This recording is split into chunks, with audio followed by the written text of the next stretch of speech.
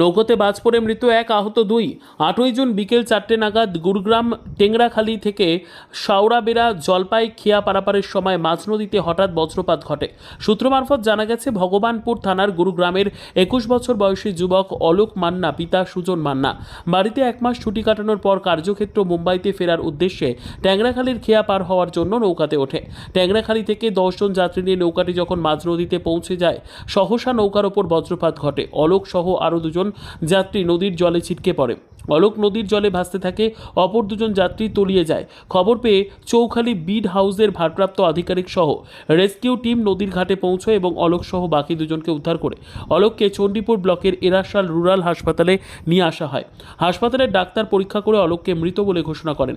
অপর 2 আহতকে Tamralipta medical college ও হাসপাতালে স্থানান্তরিত করা হয়েছে। অনভিপ্রেত ঘটনায় এলাকার মধ্যে ব্যাপক চাঞ্চল্যের সৃষ্টি হয়।